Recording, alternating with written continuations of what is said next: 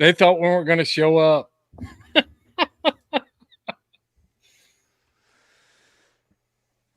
Oh, man. Was that an exercise or what? I'm That was sweating. about an hour worth of technical frustration. I didn't realize we were going to have to start a week early to try to figure out how to do our live show. How many? Well, yeah, There I are mean, you. there are 0 people watching now, Ed. Yeah, they'll be here in a minute. Oh my gosh. That was so painful. That was one of those, like, I was hoping Tanner was running interference for you so that we didn't have a tragic event live. I was Yeah, trying like I to. say, I don't care enough. You know. I, I mean, if we miss it, we miss it. But yeah, Oh my gosh. That that was wasn't so terrible. that was an hour of unplugging stuff and plugging stuff back in and all kinds I of was crazy. worried about your mental state right there. I really was. I was like, "Oh No, crap." no, I'm good. Oh. Oh. Well, we got a special guest in the house.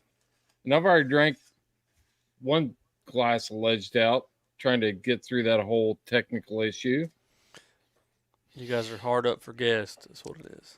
Yeah, You're not a guest. You're like a bear camp special. Yeah, something like that. yeah. Me and Tanner are crammed in this small room. He keeps trying to put his hand on my thigh. Well, that's like my yeah. Michael Smith, I'm gonna put it up. Dude, Michael Smith, I want to tell you, you just send me a friend request right now. I'll send you a sticker and a couple things. Send me your address to info.houndsmanxp.com. You're going to hang in there to listen to me and Ed try to work all this stuff out. I am going to hook you up. I think Michael, aren't you the one that last week I talked to you about Clue and you got a hold of Clue Anderson? Yeah, I'll tell you what, that podcast clue, this is a good opportunity right now just to talk about that. I wanted to talk about a lead in for that Clue Anderson podcast, but I don't want to get reveal too much. But the Dogman is going to drop on Friday This Friday. and this Friday. And Ed, talked about you've talked about all of that interview, and I want to talk. I want to give somebody a prequel. That's what I'm looking for, a preview without without revealing everything. So Man, somebody go ahead. we couldn't reveal everything if we sat here for 2 hours and said what Clue said. Me and Tanner were talking about that when he got here before went live. We were talking about it. That's been what, like 5 weeks ago at this point, probably. Yeah, probably pretty close. It's still messing with my head. When I go out and feed in the evenings, I'm thinking about our conversation. I have some Really? pretty. I Mhm. have some pretty. My ideas about dogs are pretty fluid. Like I'm not opposed to changing my mind, but I had Right. some stuff in my mind that I thought was pretty well set, and Clue like scrambled my brains on it. And without trying, I mean, that's not what he was trying to do at all. No, I But mean Clue is a super humble, down to earth dude, and I think that's part of the strength of it was that Clue said really big ideas in very few words that just like I mean it's kind of like well Chris Watson's on here and a few weeks ago he was giving us shit about Yankee Fish Cops, I think is what it was. no I mean he was talking about Oh, oh my memory's shot. I've been too bad when I was young. uh Jesus, what's his name? uh I don't know. We're gonna have to move on yeah, I'm drawing a blank, but yeah, people don't think we're dealing with. We had all kinds of technical issues, and and now you're having mental issues. So. Yeah, my memory's not. That's why we was having technical issues. Is because it has a No, mental but- issue. Clue is a master. Clue is a master at putting really big ideas into like 2 very simple sentences. You know, somebody else that's like that is T.L. Jones. That's why his book, Old Men, has been so popular. And I'm not trying to, pull us away from that. But if somebody likes that kind of stuff, you need to get that book, Old Men, from T.L. Jones, because he does the exact same thing. He teaches a complete life lesson in like 2 pages of his book, and then he's off to another topic. I've never seen anybody that can shell it down to the basics like T.L. Jones. Well, that's a sign of somebody who truly understands. Like it's super hard to convey complex ideas in a way that everyone can grasp. And when somebody's able to do that, that shows that they totally have an understanding of what they're talking about. Yeah. Andy said he thought it was a time zone thing, and we were sitting here like Using as an excuse. looking at the clock, and that's what I was saying. I was like, oh, we can just say it was supposed to be 7 p.m. Eastern or Western Standard. What? Standard Yeah. Time. Yeah. Mountain Standard Time. Yeah. Yep. It was 8 p.m. Pacific. It was a typo. Yeah. So we're an hour early. We're like an hour and 15 minutes early. I have a hard time getting my brain around time zones. I don't know why. I have a hard time with it. Yeah. So, I mean, just give a brief background on who Clue Anderson is and, everything. Just who is this guy? I mean, why would you guys travel to talk to a guy by the name of Clue Anderson? Well, His name's intriguing to me. I mean, at least in our neck of the woods, I mean, that's a well-known name. I mean, he's a famous guy. But I'll let Tanner give kind of a rundown of Clue.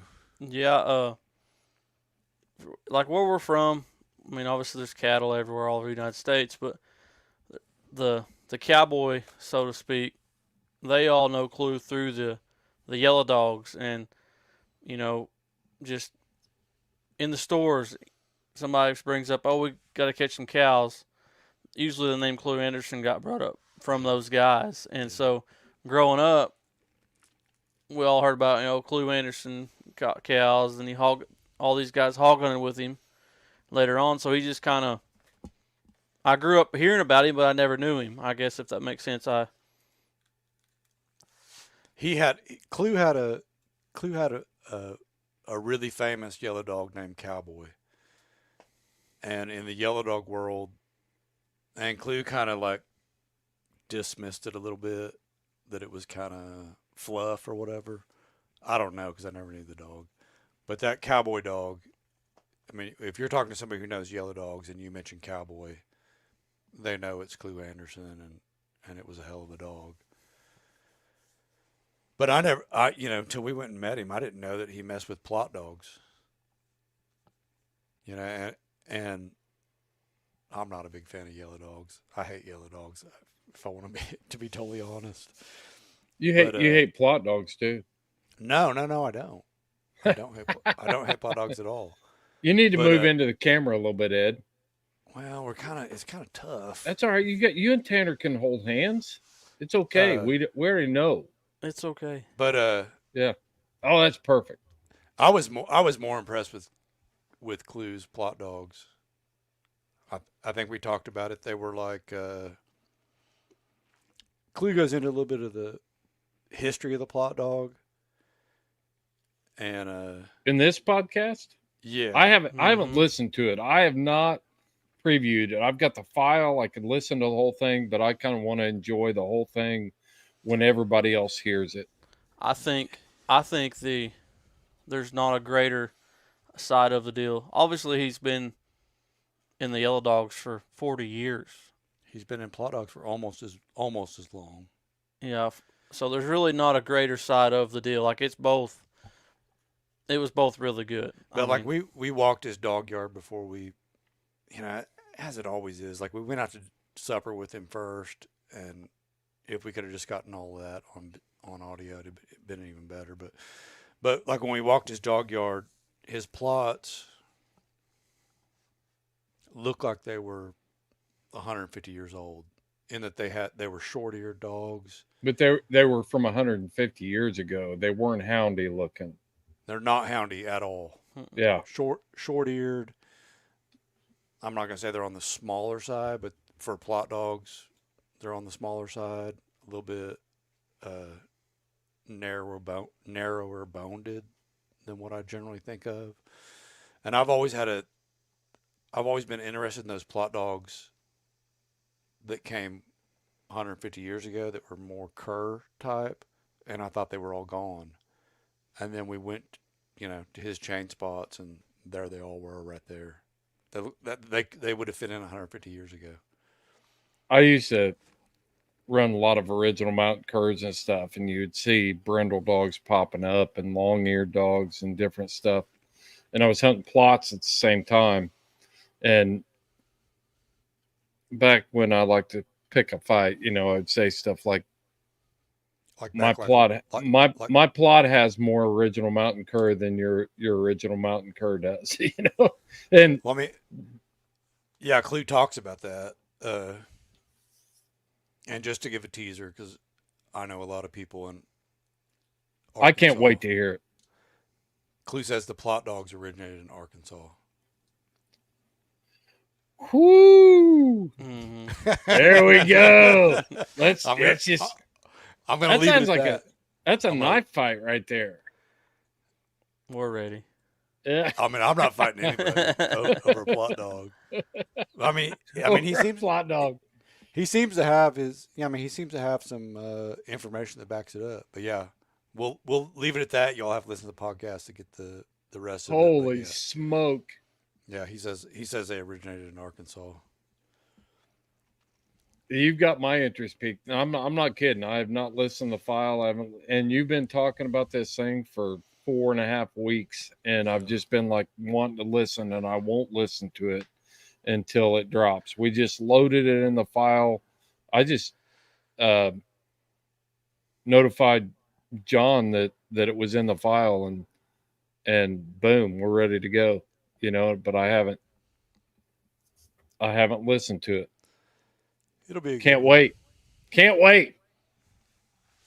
Plots, mountain curs, Arkansas, how plot dogs originated. There's controversy there. I gotta talk about this. Yep.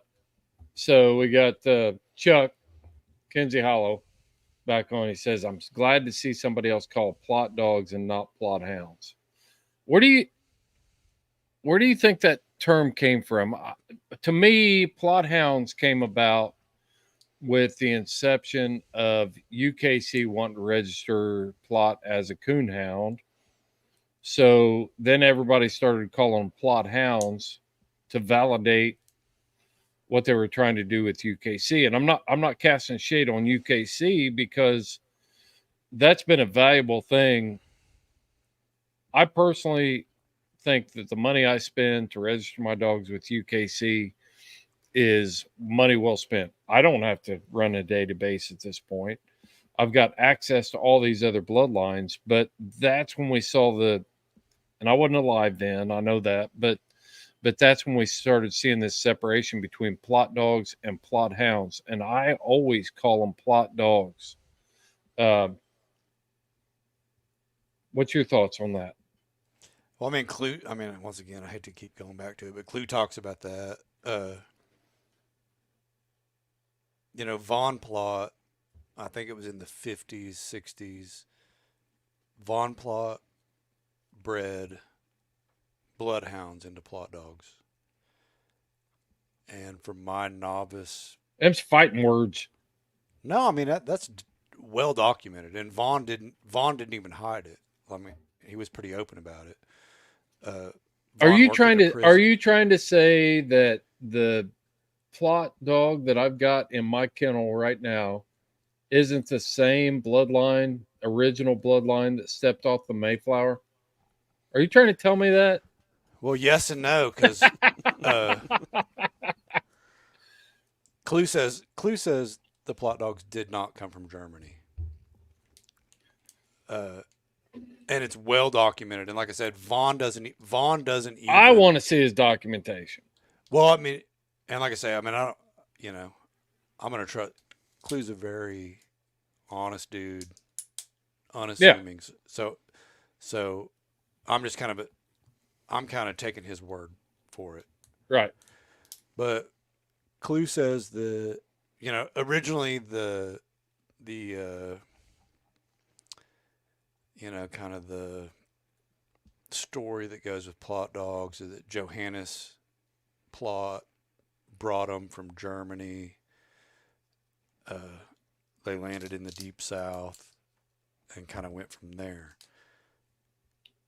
Clue said the Plot He's family. Gonna spill every bit of it. Hey, don't reveal Yeah. Too much. I'll stop there. Yeah, I think there's a lot of comments that are coming in that we can talk about, and one of the things that I'll go back to, it's like I watched the same battle go on in the original Mountain Cur world, and that's where the Mayflower deal came from. To think that mountain people in the Appalachians or the Ozarks or wherever, we're able to do this show right now and blast it out. Somebody can listen to this thing in Germany if they want to. That kind of information, super highway, was not there. So people were very easier. People were pragmatic. They were pragmatic. If Tanner living, how far away do you live from Ed, Tanner? 5 miles. 5 miles. Yeah, probably not that far. Probably not that far. But even so that would be a good example of Tanner's got a good dog over here. I've got a good dog here. It's to them 5 miles. I mean, think about how far it was to travel 5 miles. If you were to walk, did you walk to Ed's house tonight? It felt like it coming up his driveway, but no. That is a brutal driveway, man. It's a great driveway. It's awesome. It keeps so many people away. But if you were to walk, how long would it take you? Half a day. Well, I mean, the average person can walk a mile in like 15 minutes, so about an hour and 15 minutes. No, yeah. You think so? Yeah, that's just flat walking. I mean, flat walking. I mean, not at a hard pace. The average person to the top of your driveway. Up there by the road. There's some pretty big hills. That'd be an hour and 15 minutes. Then from your road here. That'd be another hour and 15 minutes. Yeah. No, it wouldn't be that long. No, I mean it's to put it in that perspective where people were not traveling like we do now. You didn't have the information you do now. It's just not feasible to think that the mountain people were looking for pure plot dogs when they depended. I don't care if it's mountain cur. Let's just call it hunting dog. They were dependent on putting food in the smokehouse and feeding the family through the winter and all that stuff. I mean, to think that everybody. Go ahead. Yeah, but I mean, I still think that like if somebody had some dogs they're real proud of in that time frame, that if they heard through the grapevine that there was these great dogs, maybe even if it was 2 days travel time, I think they would probably travel 2 days to breed a dog. I agree with that. But how many miles would that be in those days? 2 days travel time in 1920. Yeah, but you got to think of it a little bit different. Like, how far can you travel in a day? I mean, in a day on a horse. I mean, I've traveled 15 or 20 miles in a day. Yeah, on an old stiff-legged mule. How far is it from like Fort Smith area? Sure. Fort Smith, Arkansas. 60, yeah, from our house, 50 or 60 miles. Yeah, because my great uncle, he said, obviously as a team pulling a wagon. Our family took them 3 days from Fort Smith to Locust Grove, Yeah, Oklahoma. that's not that bad. I Yeah. mean, that's 20 miles a day. Mm-hmm. I mean, Yeah. So we looked up, Shorty and I got on a side track while we were driving across New Mexico. And an ox cart traveling the Santa Fe Trail could travel 6 miles, between 6 and 20 miles a day on an ox cart. yeah, As roads develop and different stuff like that, then you start getting, just like today, the reason I can drive to New Mexico in 24 hours is because of the road system yeah, and vehicle and different stuff. So, I mean, it's a major traveling was a major deal. Horace Kephart wrote the book, uh, These Southern Highlands, and he talked about old guys that would travel by foot into town to carry, and they would carry like 100 pounds of corn on their back, and they had to stay overnight in town to get their cornmeal ground 10 miles away. I mean, yeah, you're carrying 100 pounds, but still, Oh, that's tough. yeah, I mean, we're talking about a totally different type mindset and time Yeah, frame. we were hunting. So my boy is 21, so he was probably 9 or 10 at the time. We was hunting off mules, and we probably had a 20-mile day. I mean, it was rough for me, and we was probably about a half mile from the truck, and Eddie was right behind me on his mule. And I heard something behind me, and I turned around, and Eddie was getting off his mule, and he was leading it. And so I turned my mule around and went back to him. I said, "What are you doing?" He said, "I'm done, Dad. I'm done. I can't take any more." And I was like, "The truck is just about a half mile up the road. Just get back on. We'll be there in a few minutes." And he just looked me. He was, like I say, he was probably about 10. He looked me dead in the eye, and he's like, "No, I can't do it. I'm done." But that was like a 20. That was probably a 15 or 20-mile day. Yeah. But you have to take into account that people were so much tougher back then. But the crazy thing is, though, it's like when I tell people that I drive from Folsom, New Mexico to home in the time frame that I do, it's like, holy crap, I can't drive that far. I can't do that. Like, Hey, it's rough. Me and my brother-in-law, for our work, we bought a piece of equipment, and we took off Thursday morning to go to Chicago, and it's about, if you drive it straight through, it's 11 hours. So we took off Thursday morning, drove to Chicago, slept in the van, got up the next morning, took this piece of equipment apart, loaded it, jumped back in the van, and headed back to Oklahoma. We did it in under 48 hours, and it about killed me. You know, and that just goes to the point that, like, yeah, our world is a lot smaller these days. Uh, Obviously, if you're talking about a wagon or horseback, like that wouldn't even be, a 750-mile one-way trip. Like right, that right. would be weeks. Well, one of the things, getting us back to the hound side of it, we know that, and I don't know who it was, which plot it was, but somebody traveled down to North Georgia, which isn't, I don't know, 200-300 miles, and bred to a leopard dog, and that's how they got Plot's Lep. Yeah. So, to think that the Plot dog is pure as a driven snow, and it's exactly what came out of Germany, and get all wrapped around the axle on all this other stuff is, I mean, it's crazy. I mean, the mountain people did not think like that, and We they wanted game that could put food on the table and do the job. Well, I mean, I always subscribe to the theory that the plot dogs came. I mean, I always heard that the plot dogs, Johannes Plot brought them from Germany. Him and his family before him were huntsmen in Georgia, Right. or in Germany, and they were of a mixed breed in Germany. So like I always kind of bumped heads with the purist plot guys in the plots were made by crossing, yet now they wanted to keep them quote unquote pure. You'll have to listen to the podcast to hear Clue talk about it, Well, but it really does. I can I can talk about that without listening to Clue's podcast. There's some marketing value in saying that the Plot Hound is an American original.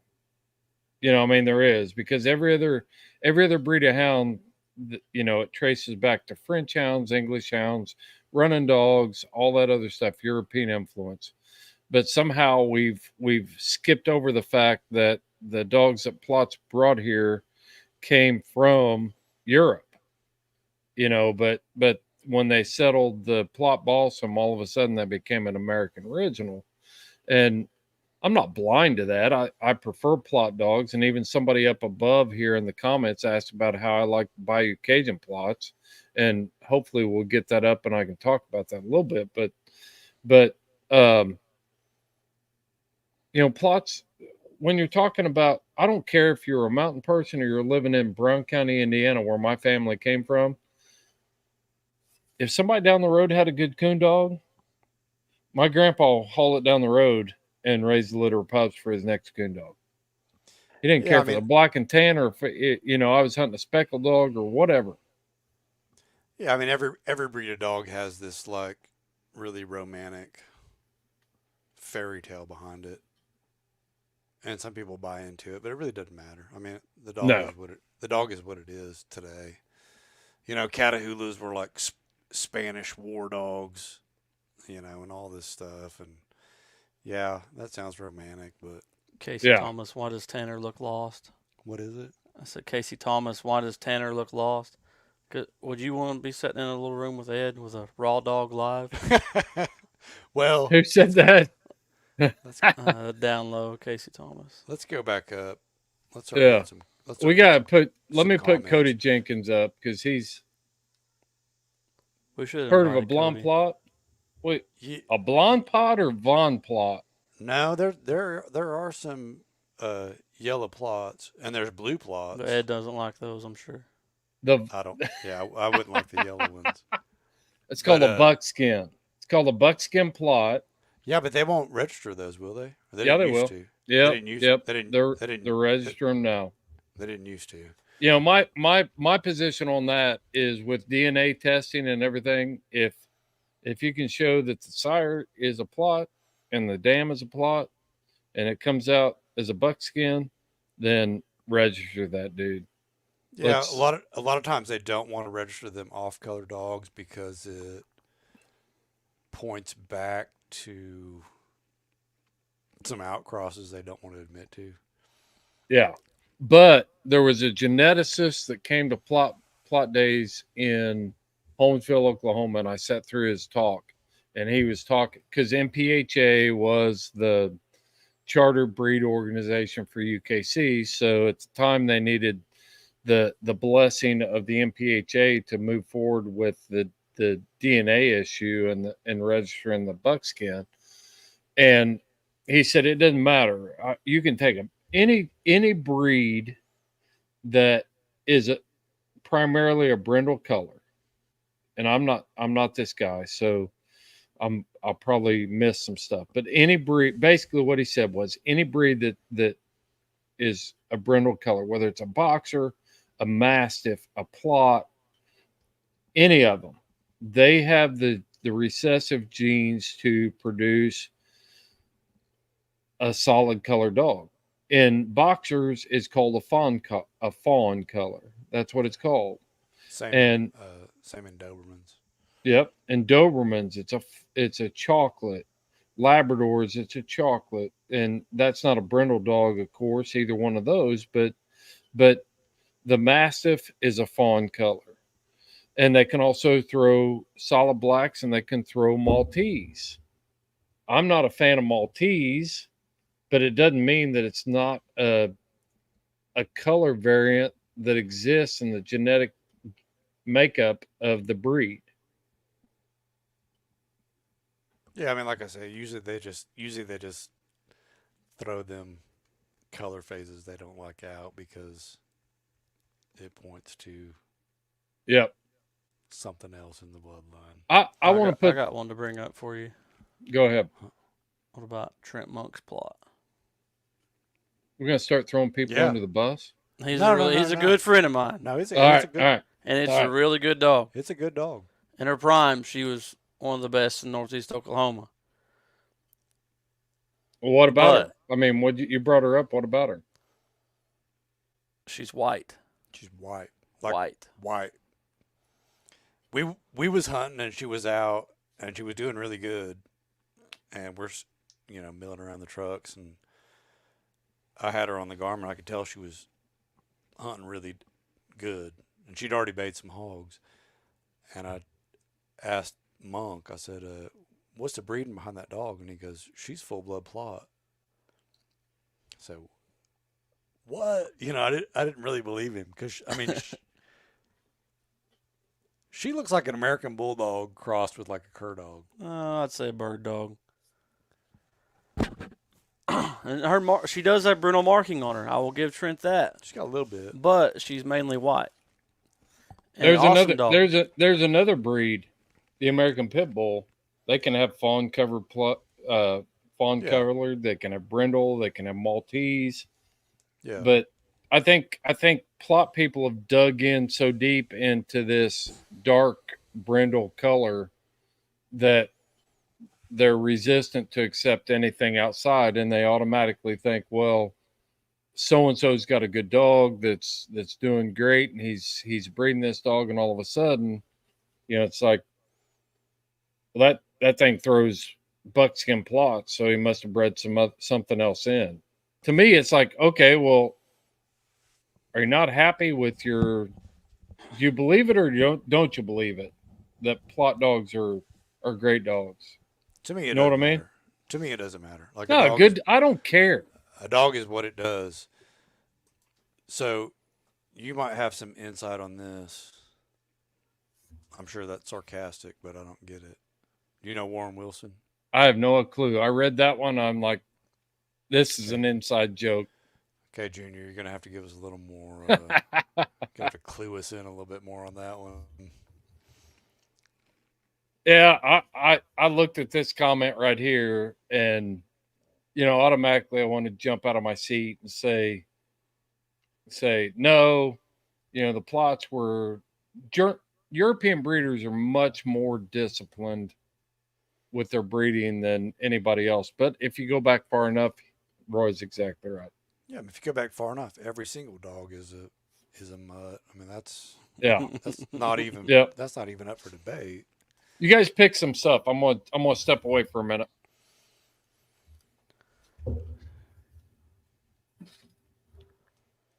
Yeah, I mean the plot was refined here, or maybe more than refined here. You can say the same thing about Walker dogs. I mean, Walker dogs come from English foxhounds, but they separated so far and went to a totally different level. It's a completely different dog. Yeah. In America, we took English foxhounds to a totally different level. So, I mean, pretty much all the hounds in America, you could say that. They register them now. Like he's talking about the buckskin plots. I don't know if they register the blue plots. Well, I mean that's kind of up for debate. Personally, I think there is bulldog in plots. Do you think so? I think so. Jeremy Cochran, bird dog. He's probably talking about Trent's. Yeah, he is. Bird dog or weenie dog or whatever it is, she's a good dog. So. He's talking about Trent's dog, and that's what kind of goes back to what we were saying. Like to me, it doesn't. I'm not a purist. Like I don't care. I don't care if the dog's 3/4 weenie dog. If it. No, I had to bring her up though. If when it you talk about colors of plots. If it catches game, it catches game. Yeah. I'll tell you what. There was a guy I saw that bird dog thing pop up there, and He hunts with Trent Monk a lot. Mm-hmm. He was poking at that plot dog we was talking about. But go ahead. yeah. Well, I saw a guy that had some dynamite squirrel dogs, and he bred some bird dog into them, and he got a dog that he could win in competition with because they weren't out of pocket and they were quartering in front of him and just treeing squirrels, and he was real effective with that. And then of course you've got the whole Dave Dean controversy, who pushed back against DNA profiling for blue ticks, and that's always been rumored that he was breeding bird dog into the blue tick breed as well, and that's where a lot of the liver colored blue tick comes from now. And I'm not saying he did or he didn't. I'm just talking about the rumors that are out there. I don't know about blue ticks, but like in hog dogs, it's a little bit out of fashion now, but it was more in fashion 6 7 years ago to breed bird dogs into cur dogs. I was never big on it, just because to me it seemed like people were breeding bird dogs into cur dogs just to kind of give the appearance that they were busy. Does that make any sense? Yeah, yeah, I know what you mean. That busyness of a bird dog. Yeah. Andy says about white feet on a plot. I'm not a fan of white feet on anything. Well, Andy, I think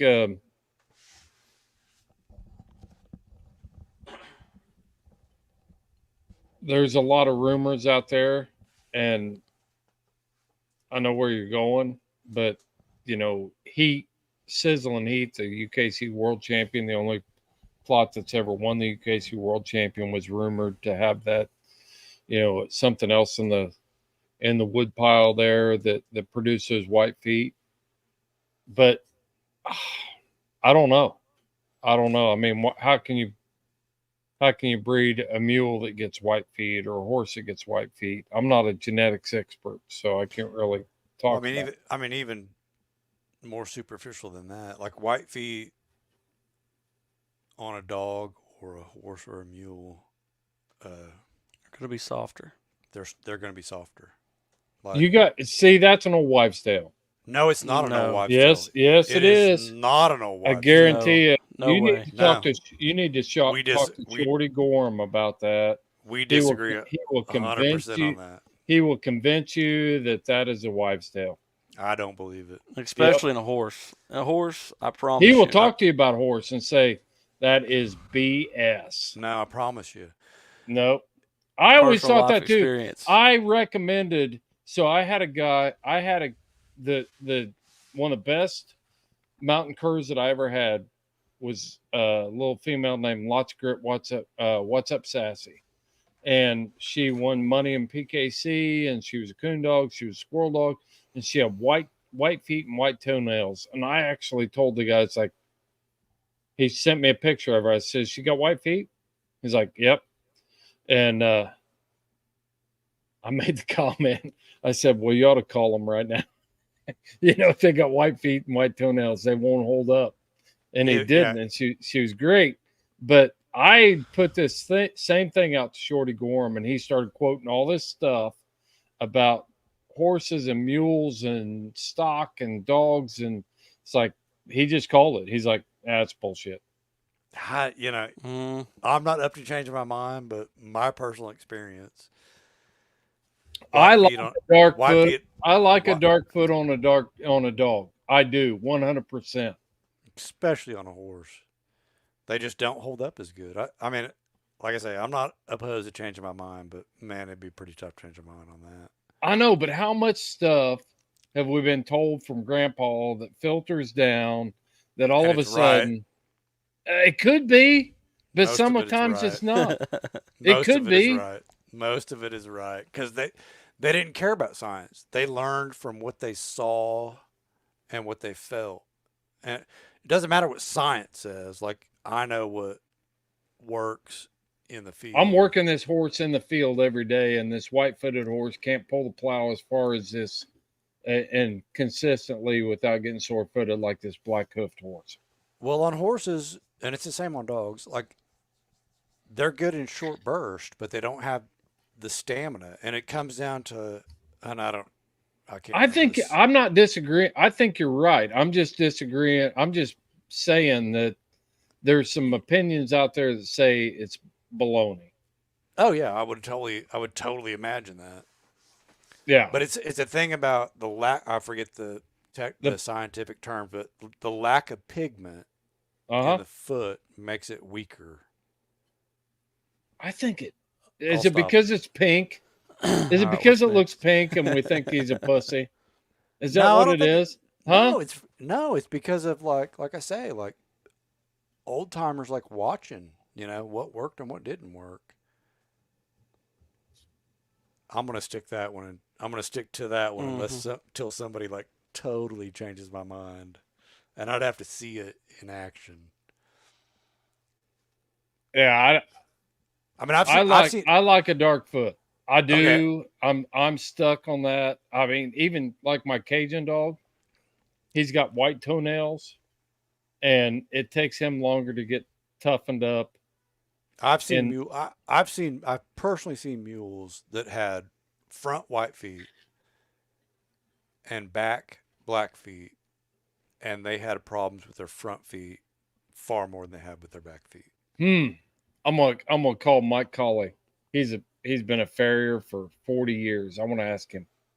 It's something about the pigmentation. My roan horse I've had forever. I mean, from day one, he's got light feet, and he'll get sore footed faster than any of them. Yeah, I mean, from the time I was a kid, it was drilled into me. Like you go to look at a horse, he's got white feet, back out. Yep, yep. And I tend to go towards that old knowledge. I do too. I'm not disagreeing with you, and I'm not saying that you're wrong. I'm just saying No, disagree that with me, Chris. I want to disagree with you, but I can't I don't because care. deep down inside, I always default to the old ways too. Yeah, I can't see that's a whole. Chris could probably talk to that better than I can. Yeah, I've always Crockett, heard those. I've always heard those rumors too, Chuck, and I don't have enough information to speak on it intelligently, so I'm not. the You Crockett know. dogs were always way too rough for me.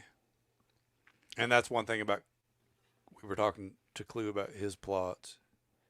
He does not let his plots get rough. He won't deal with it. Yeah, yeah.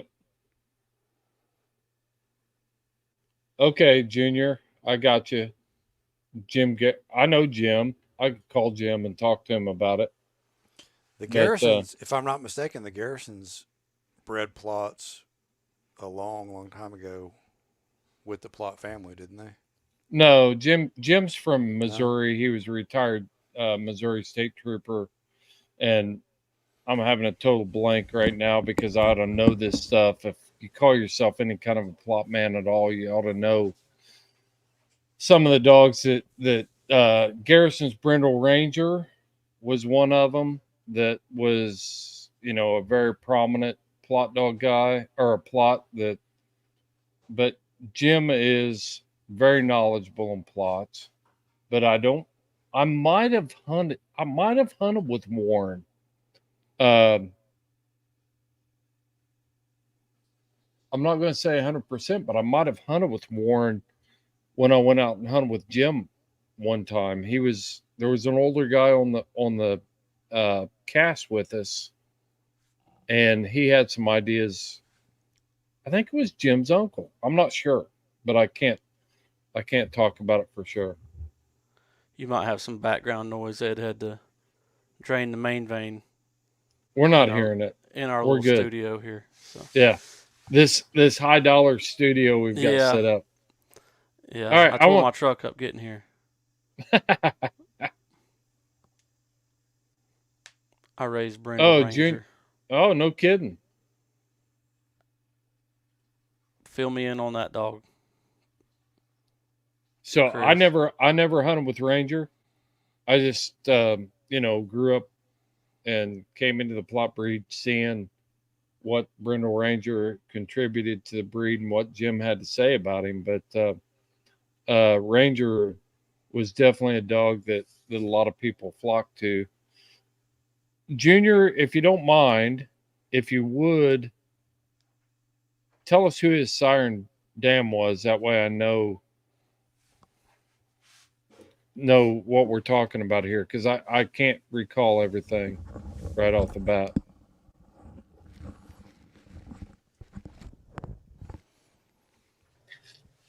While we're waiting on Junior to respond, I want to bring up something that I was actually listening to in a. What are you doing there, Ed? Opening a beer. What is it? A He's on- buckskin? It's a Get it in front. buckskin. I thought we were gonna drink Ledged Out tonight, and We are. Let's Well- hold up for a second there. Let's do that. Oh, is this our taste test? you're way behind. I'm a half bottle deep, 3/4 deep. Tanner hasn't had it. I haven't had it yet. Taste test. All right, I gotta give Camera- some back. I've camera- got Let to me see give. this. You are terrible. Yeah. The Well, camera's so are kinda you. offset. Let me give some background on Ledged Out. To date, Ledged Out has generated over $5,000 for the fight for Initiative 91. It's sold out, so don't send me messages. It was a single barrel. We sold 211 bottles of that in 28 days. I wish we could have got it shipped out in that amount of time, and that caused us some heartache. And I truly apologize. We're working to overcome that stuff right now, but Ledged Out was bottled for a purpose, and that was to raise money for houndsmen and hound initiatives and the fight against anti-hunters. So I am happy to raise a glass with you guys. What we got going on there? I'm All drinking out of a jelly jar. There you Mustard go. glass. That's old school. I plan to keep my bottle under. You didn't even make a face, Tanner. I was expecting a This is face. Oklahoma. Oh, what does that mean? He's used to drinking that rough ass moonshine. Yeah. What was your impression of? Have you ever had Ledged Out before? No, I Tanner? never have. It's very good. It is good. Very good. It's a smooth drinking bourbon. Are you gonna? Do you have plans to do another bottling of it? Oh, say that again. I'm sorry, Ed. Do you have plans to do another bottling of it? Yes, we're working on that right now. It's an interesting story. So MGP is the one who actually made the mash on this thing.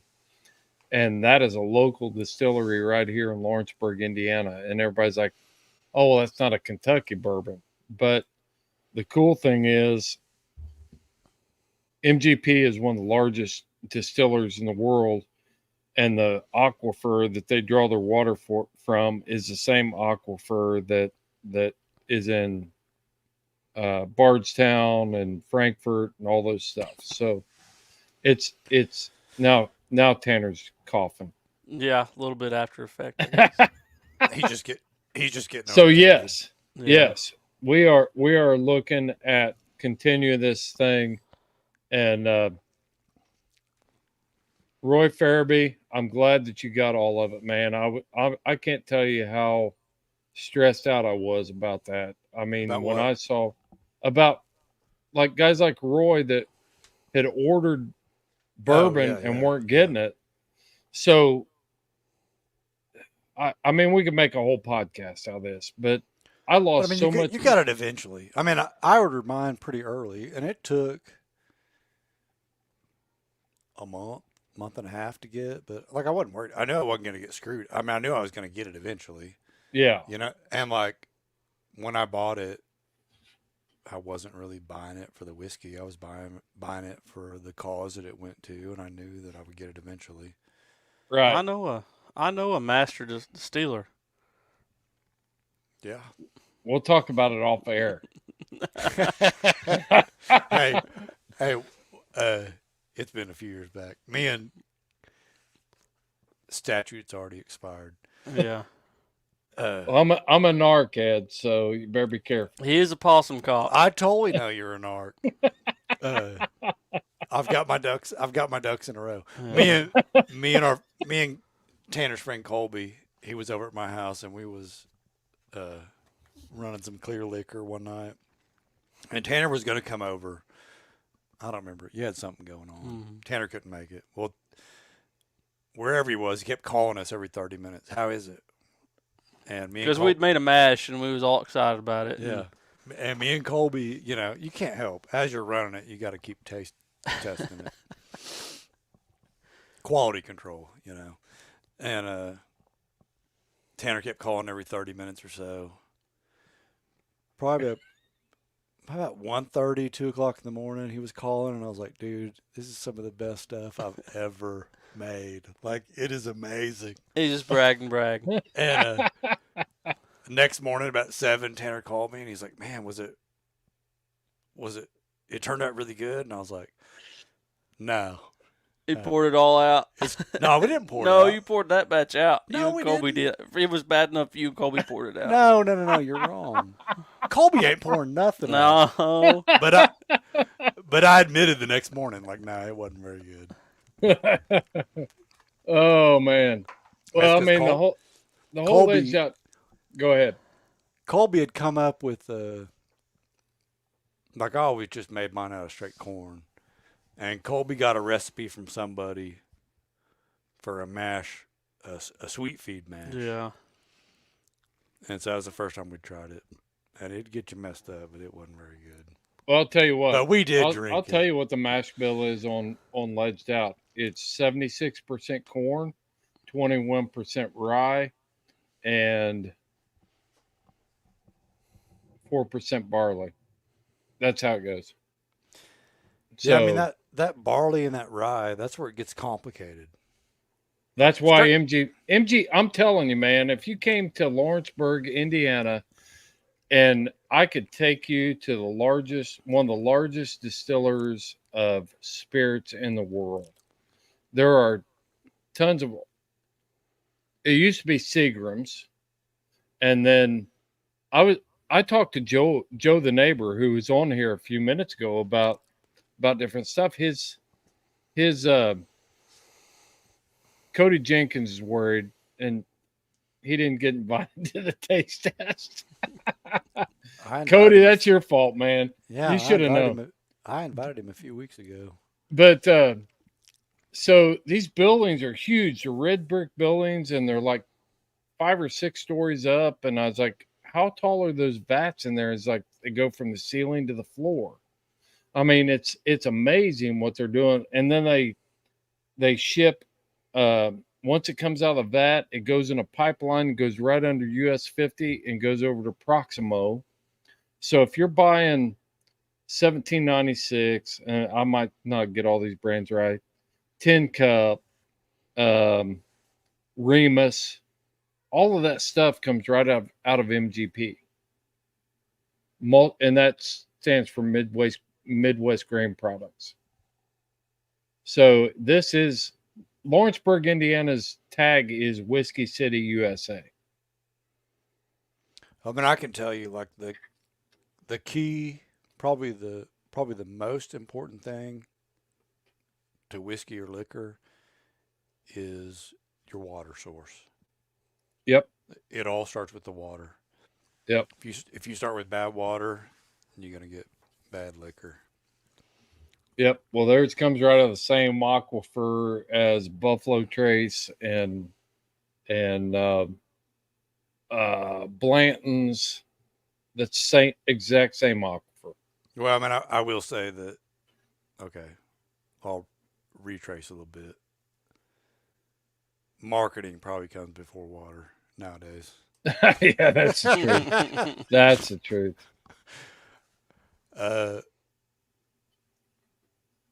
Roy, you're exactly right. Bear Grease does have some great podcasts. I was actually headed down there about a month and a half ago. I had a deal set up with Bob to talk about Little George plot. It was right before Memorial Day. Yeah. So Well, I was actually on the road to go record a podcast for Memorial Day. If you know anything about the Plot family, little George Plot was killed in World War II, in off the coast of France because he was landing a ship that got torpedoed, and that's a short version.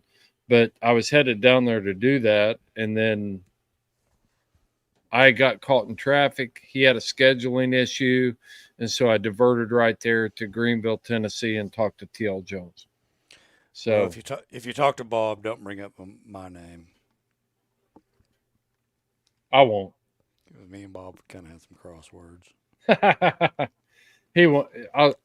I believe that Bob Plot just wants to get the history of Plot Dogs out, so he won't care. Yep. Let's talk about coon dogs. I got to talk about yeah. coon dogs a little Let's bit. talk about here. coon dogs. So I was listening to a podcast. It was a Hunting Dog Public with Jeremy Garner, and they were talking about nose on dogs, and they were talking about go yonder dogs, and there was something that came up that I was kind of like, I'm not sure about that. Matter of fact, I just flat disagreed with it. But I'm not going to call his guest out. But Jeremy, he produces a podcast, and I like his podcast. He does a lot of cool stuff. His podcast is high quality. I recommend anybody out there to listen to the Hunting Dog Public. But they were talking about coon dogs, and they made a statement that the dogs that are going, sinking in there 2 miles to look for a coon, they can't smell the coons that are around them, and so they're going looking for a coon that they can smell. And I think I really think that that's a misinterpretation or a misunderstanding of what's going on that front. A dog that is sinking in there 2 miles is just cherry picking tracks. He can smell every coon that he goes past. It's a conditioned response to either he's been hammered for mopping around on tracks with an e-collar, or something has forced him to go cherry pick those tracks to find stuff that he can tree. Well, I mean, I think you'd have to admit that the competitions have pushed coon dogs to the forefront 100%. that do get deep yonder. I mean, at the beginning, when they cast dogs, it's almost like a race. Whose dog can get the deepest, the fastest, and then tree a coon by himself. And that's their main thing, right? Yeah, I mean the way the rules are written right now, I mean, a dog that gets deep and lonely by himself doesn't have to compete for anything else on tree points. When I first started hunting competition, it was a tracking contest. Which dog can run this track fast enough to get to the tree, locate the tree, and be called tree on a scorecard. And over time, people have figured out that if my dog goes the opposite direction from everything else in this cast and gets by itself, it can track at whatever speed it wants and get treed, and I get all the tree points to myself. Yeah. And I mean, so I'm not a coon hunter anymore. Me, Cody Jenkins has been commenting. All of us grew up coon hunting before we could drive, and we had coon dogs and we treed coons all the time. That's what we did. That was our fun. I've never in my life had to go a mile to tree a coon. No. Obviously, you're going to turn your dog out somewhere that you're going to put him in the best place you can. But we wasn't competitive hunters either, if that makes sense to you. Right. But we've got some guys listening like Donnie Huber that have been playing this game since the 1950s. And Donnie, I'm not going to speak for Donnie, but he could speak to this issue. My opinion is as we've gotten farther down the road on what it takes to win, that we've bred a dog that fits a scorecard rather than Yeah. Yeah, and you know, that's what I've always said about the competitions is that the competitions start out kind of pure, but then when people figure out how to breed a dog to suit the competition, they can win at the competition. They might be at the top of the scorecard there, but they're not really at the top of the scorecard where it started. So, like me and Tanner run long range dogs, not as much now as we used to. But the main thing, like when I started running long range hog dogs, the main thing I had to watch, we wanted dogs to go long because we needed dogs to go long, but I was always on the always on the lookout for that dog that was just running long to run long. Like if I turn a dog loose and he can strike a hog at 400 yards, I want him to strike it, you yeah. know. But you will end up with these dogs that go a mile and a half before they even start to hunt. And Do you think that's genetic, or do you think that's training, or how does training alter the genetic makeup of the dog? no, I think that's totally trained. I think your stinky dog's getting there a little bit. Who? Your stinky dog. I A mean, little bit. not little- bad, but he's starting to just A little bit. yeah. So you can have a dog that, whether you're talking coon dogs or hog dogs, you can have a dog that he thinks he's supposed to range first and then track second. So to me, that's something that I'm always looking at, especially when you turn multiple dogs. I mean, I've had plenty of long range dogs that were super long range, but then I realized like these dogs are they're just running. They're gonna run for a mile and a half before they get the run out of them, and then they'll switch over to a hunting I'm gonna dog. settle in. I'm gonna find a track. I'm gonna take it. I'm gonna Yeah, work it and and that's get it jumped. yeah, and that's not what I want. That's not what Tanner wants. Like if I turn a What do dog you want? loose. What do you want as a hog hunter? And then I want to bring it back to coon dogs. Well, I mean, I want a dog to go as far as he needs to go, but I don't want If a dog. so, what does that mean? I mean, if there's I, hogs, if there's hogs that were there an hour ago, 150 yards, do you expect your dogs, as soon as they hit that scent pool, to take that, work that track out and take it, or do you want them to range out?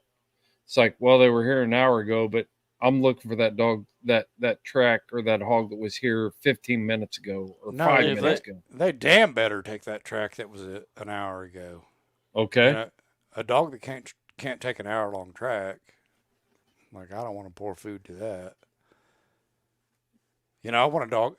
I want a dog that's going to go as far as it has to go to find a track, but I don't want a dog that's just Well, going what's to a run. track? What's a track age that's acceptable? And I know this is confusing because you got to look at weather, you got to look at humidity, you got to look at wind currents, you got to look at barometer. But And you how? gotta look at your dog.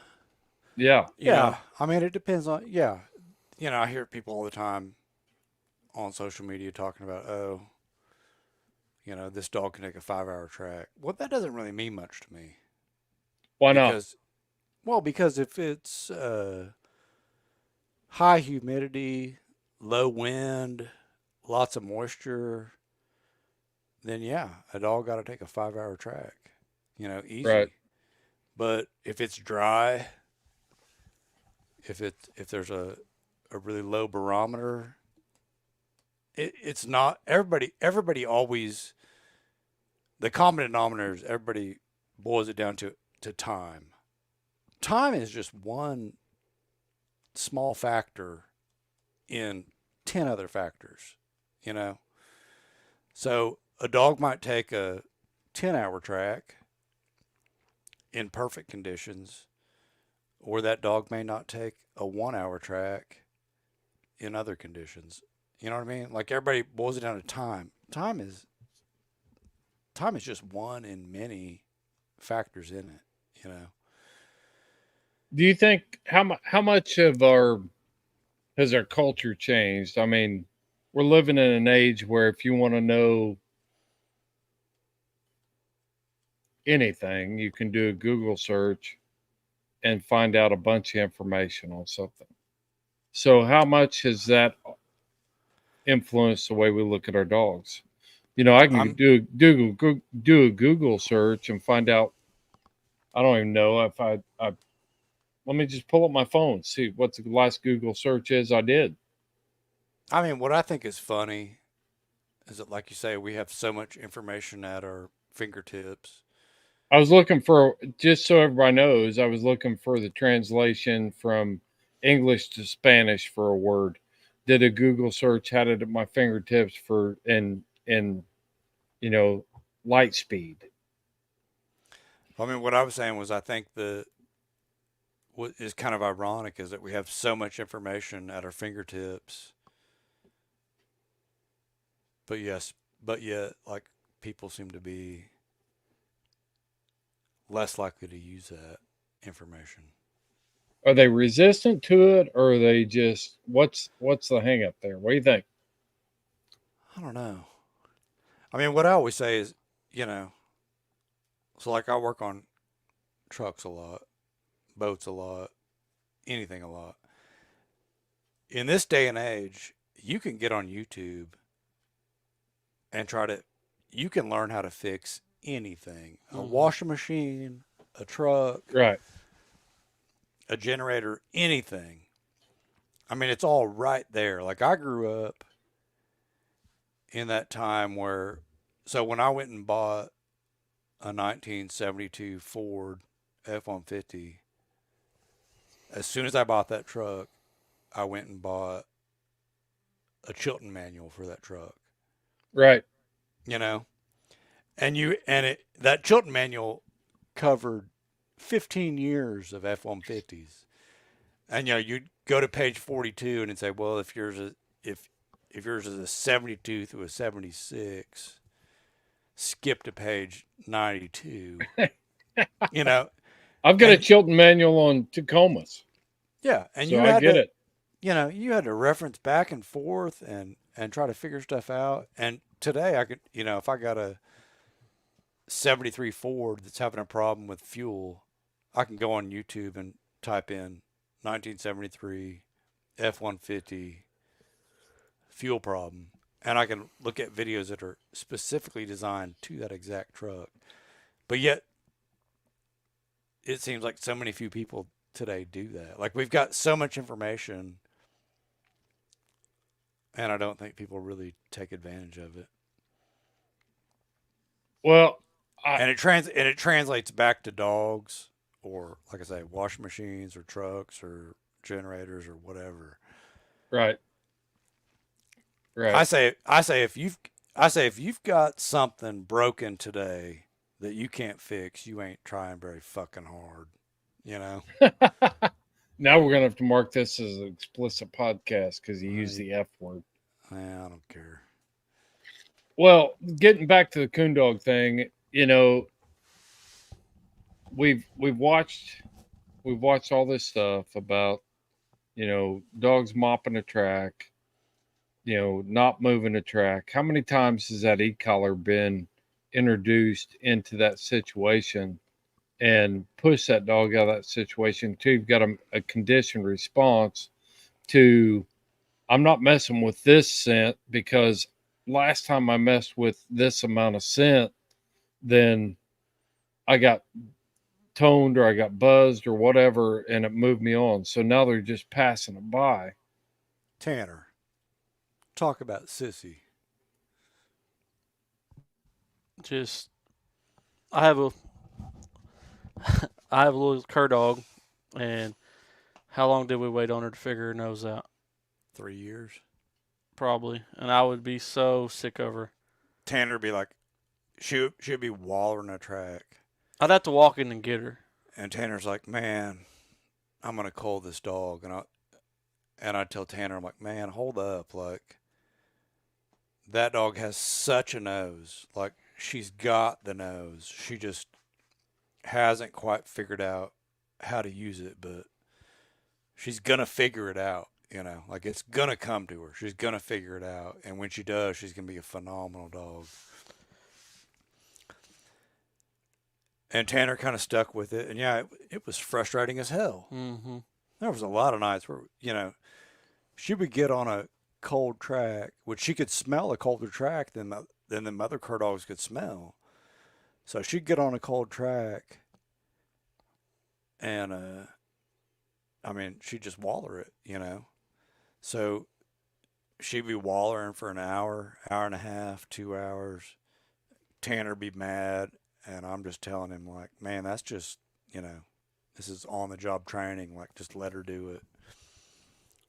And she's your lead dog. She's now. the best dog we got now. She's the best dog we got now. So, I mean, it takes that patience. Them dogs that are going to be really good will frustrate the hell out of you. And it's not that every dog that frustrates you is going to be a great dog, but you got to be able to recognize that, And she did definitely grow into her nose. For a cur dog, she had too good of a nose. Mm-hmm. And she had a hard time learning that nose, but once she learned it, like I say, right now, between me and Tanner's dog, she's the best dog we got. So it just takes that patience, to see that potential and not really nourish it, but just like bear through it until it happens. I don't know what happened to Chris. I think we might have lost him, but we'll keep going.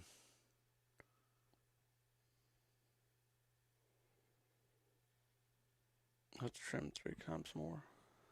Yeah, I mean, I think Chris disagrees with me and Tanner, but like I say, I've grown up to pass a horse or mule or. And it's not that they can't do the job. I mean, we're not saying that they're just going to fall lame every trip. No, we're not saying that at all. They can do the job. I just don't think they have the stamina. I don't either. That a dark-footed horse or mule or horse has. And I'm just kind of, like I say, I believe most of that old-time knowledge because I think it came from not a science part, but it came from they watched and they learned and they saw what worked and what didn't work, and I'm more apt to follow that than I am to follow the advice of a scientist or a veterinarian.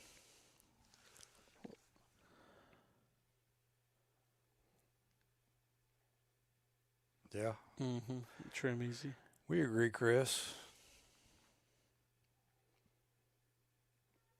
I don't know about that, 10. The maps tend to kind of be a little bit high-headed. I've seen good ones. There's good ones, but they tend to be pretty high-headed. Yeah. I don't know about the app horse side of it. That mule side of it, it takes a pretty good dude to keep one in line. I'm back. We was wondering. We wondered what happened to you. I have no clue. We're just running through the questions, and we were talking some shit on you. Awesome cough and everything else. Yeah. I don't blame you.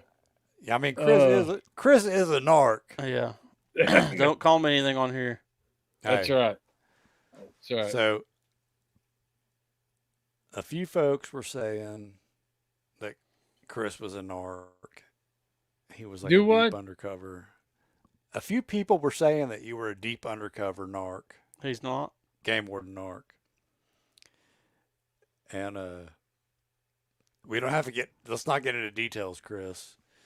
But you don't want me calling anybody out? No, don't call me out. But I was saying that if Chris was an ARC, he probably would have busted us in New Mexico last year. That hunt was above board.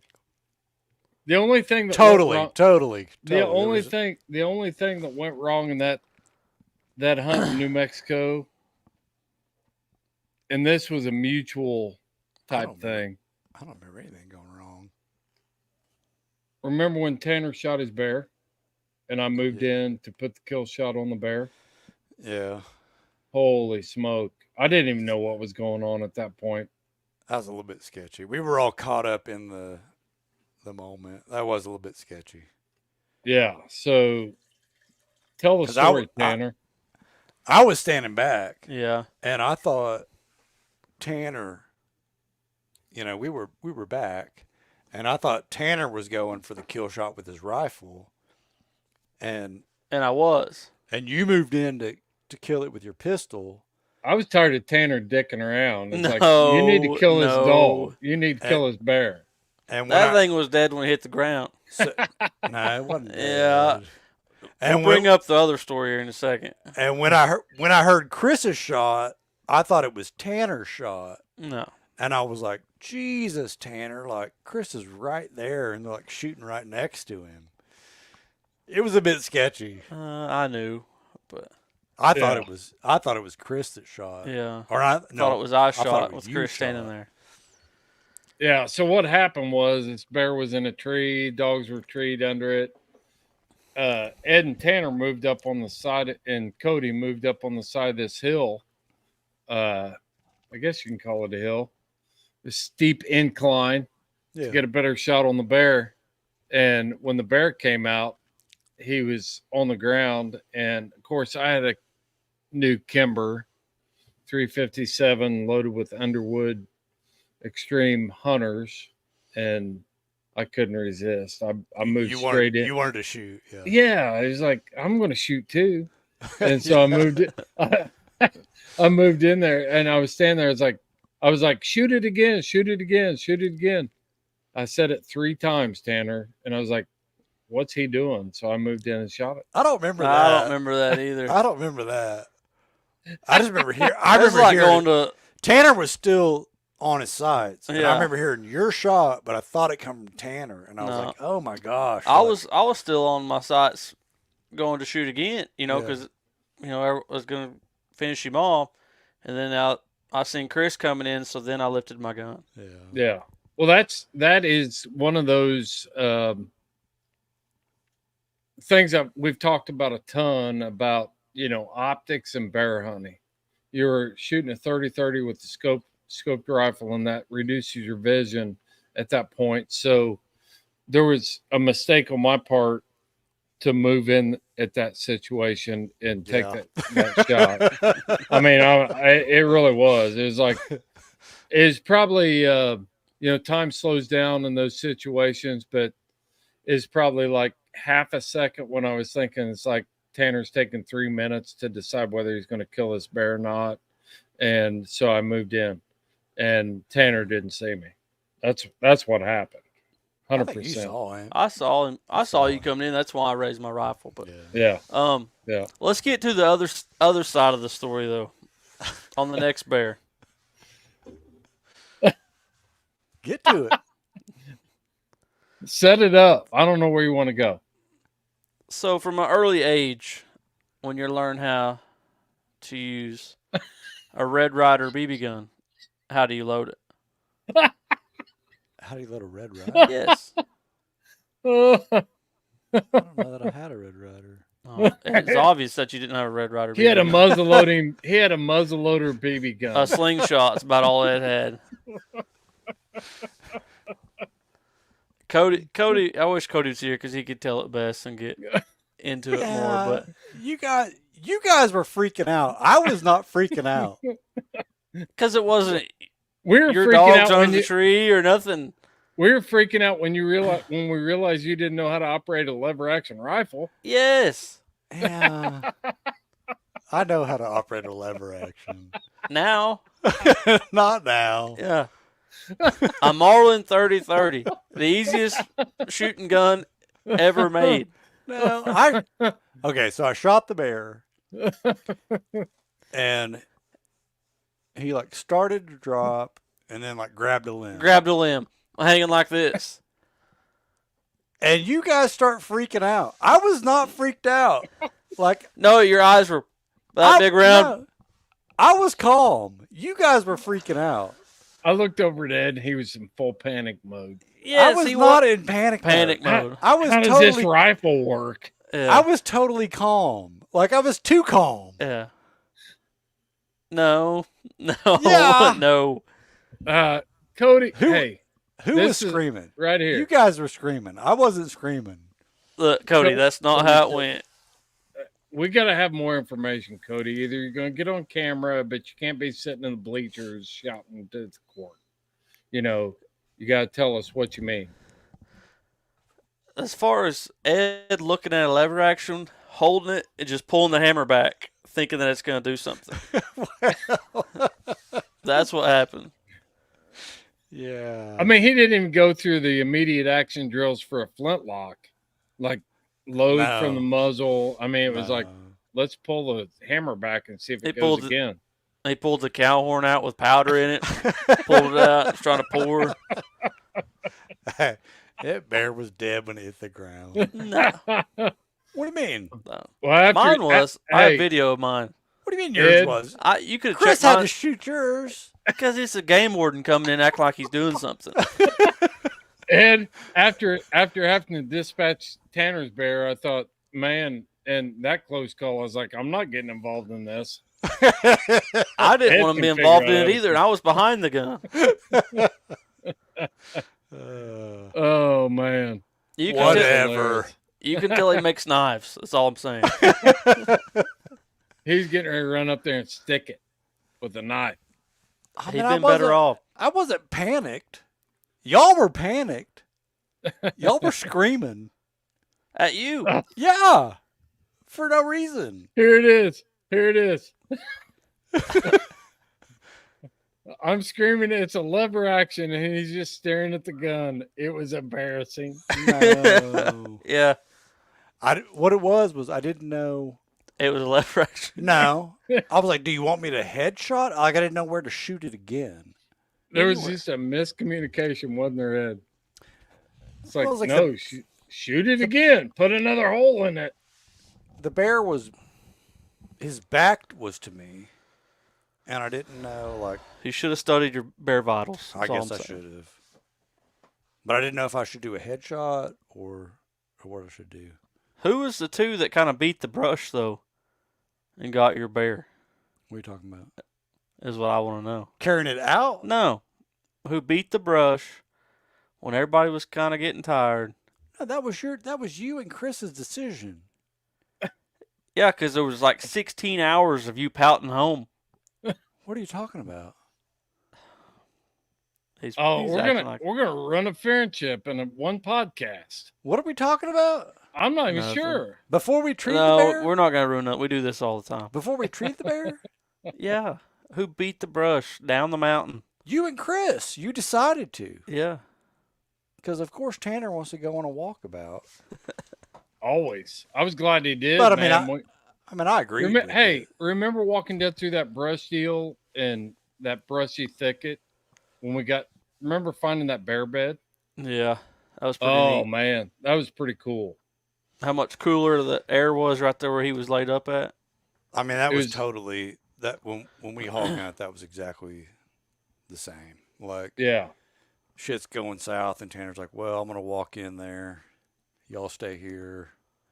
I'll call you." You know, Usually I'm calling like, hey, they're bayed. yeah. yep. That's what I said. Like me and Cody and Tanner kind of had a game plan on that bear. And we were talking amongst ourselves, and Tanner was like, "Man, I think we ought to just walk down there and get close to him, and stay in radio communication." Because we were getting rigs. We were getting rigs on the air thermals coming out of that. But full disclosure, my dogs couldn't figure it out. And that's when Tanner said, well, let's just take a walk. And we walked them to the area that we thought the bears should be. And we found the bed, found fresh, bear scat, the whole 9 yards down that. And once we got in that area, we didn't even get there and they started tracking away from Yeah. us. I mean, lots of times that works out. Yeah. Yep. It's kind of frustrating, like when we're hog hunting and usually Tanner will take off to get It's closer like, to the where the dogs. heck is he going? What's he doing? And then, boom, you got it going. Me and Cody will be trying to call him, and then we hear like a phone beeping, and we'll get in his truck, and we're like, he left his phone in the truck. I do that on purpose. You do that every time. Yeah, on purpose. The best was here probably about a year ago. We're hunting this place that is a good place. The hogs run like crazy, but the people that own this place, they don't live there, and they're super paranoid. So they have like gates. You come in the main gate, it's locked, and then they've got lock gates all through the place. In their paranoia, though, they've had a lot of people inside the property, the perimeter gates aren't just locked, and the interior gates are open. Oh no, the perimeter and the interior gates are all locked. They've had a lot of problems as far as people messing with them. I'll give them that. There's a lot of thieves around there. So one night, kind of the same deal. We got in the perimeter. The dogs are running like crazy, and Tanner's like, I'm going to take off and get closer to these dogs and see what's going on. So Tanner takes off on foot. Me and Cody sitting in the truck. And then I think you did take your phone that time. Tanner calls us. And he's like, hey, they're bait over here. And me and Cody go, okay, we'll start heading towards you. So we jump in my truck and start driving. Well, we come to a gate. I had the gate key. And I was like, where's the key at? We're digging through the truck. We called Tanner. Tanner's like a mile and a half from us at this point. So we call him back. Hey, you got the gate key? Let me check. Yeah, it's in my pocket. Like, well, we're as far as we can go. Like, we can't get any closer. Did we catch a hog that night? I don't remember. I don't remember, but yeah, it was a mess. I don't know. There's been some cool times though and I don't want them to stay with me, like necessarily like that's not what I'm walking in there for. They're not staying by me, but when I walk them, I can get them more in the exact direction I want them to go, if that makes sense to you. And you remember when we was hunting there north of town and it would snowed. Where were we hunting? Up at Dogwood, and it snowed. Maybe. And we got on that boar hog, and it snowed, and I got them dogs in there, and I was just kind of walking behind them. And every hog track, there'd be a dog track right beside it. For a long ways, they'd trail them, and it was pretty cool to see that. So. You can definitely see a lot when you're closer to the ground. Yep. 100%. Well, Roy said we've been holding back on the good stories, and yeah, we have. We need to do more of this type of stuff. Talk about that. We're going to build more in the future. Oh, yeah. Yep. If you know of a lever gun class, we're going to send him. 100%. 100%. Yeah. Well, I got to drive to Michigan in the morning, fellas. What are you doing over there? The whole fam vacation type deal.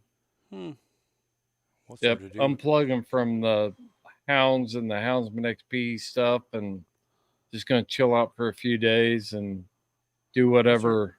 What's there to do in Michigan? Maybe we'll figure this out. Chris is looking buzzed. No, I'm sleepy. I'm sleepy, Roy. It's after 10 o'clock. But It's 9. yeah. There. Start legged out. Yep, for sure.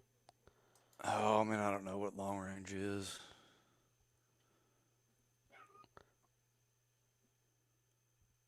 What's too far, Ed? We already covered this ground with Yeah, I don't really know Chris. I don't know what's too far. Chris wants stuff to stay like 300 yards away, or and 300 ain't too far. no, especially not on public ground. If I'm sitting in the middle of a public ground area, it's like you go find it. That's what I feed you for. I don't need you tripping. I don't need my mule tripping over you. He's everywhere. Yep. Blake Stevens is Yeah. everywhere. I know it's Craig Lofton's comment, but you can't go to the bathroom without seeing a Blake Stevens ad. Craig, you ain't too much older than me. Craig's been hog hunting in this area for forever. He didn't say nothing about you being fat though, did he? Is he running for public office? What's that? What's that No, icon? that's a friend of ours. Yeah, What's for- that guy- icon right there? What's that say? I can't see it. I'm gonna put my Blake's- glasses on.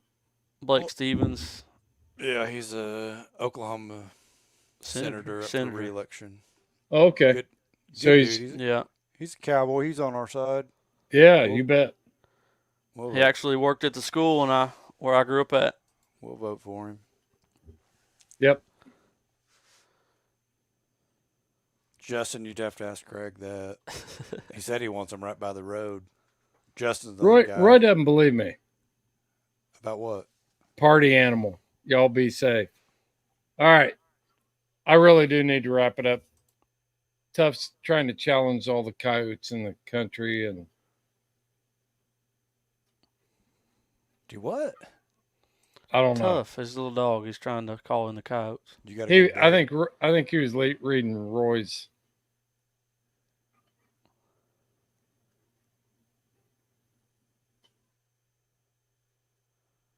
Yeah, I agree with that. Yeah, Luke's the president of the Wyoming Houndsman Association up there, doing some great work trying to get things rolling up there. So support Luke and his work. Craig responded to Justin. Yeah. There. 10, 15 minutes. These are guys right by the house. Cody was challenging Ed. I think Ed's trying to delete Cody's comments. I think. No, Yep. Cody's got a problem with the truth. So. Look at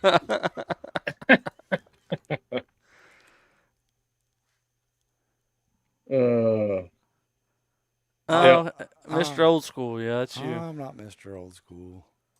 yes, you are. Well, I don't claim to be.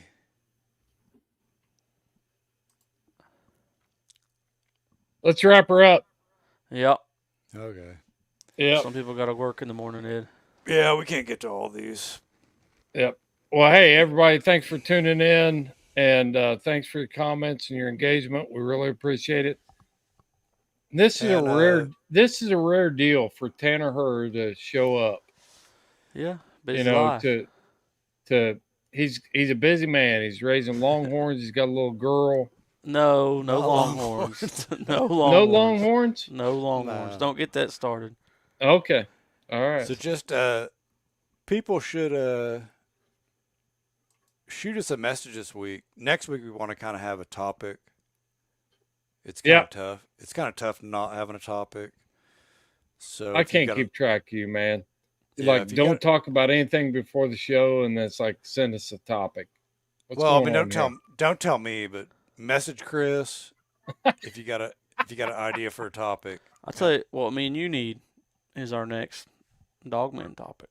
Yeah, So if anybody has ideas for that, we need a Dogman topic. Tune in to this week's Dogman podcast. I'm serious. I'm Man, waiting for it. It's going to be awesome.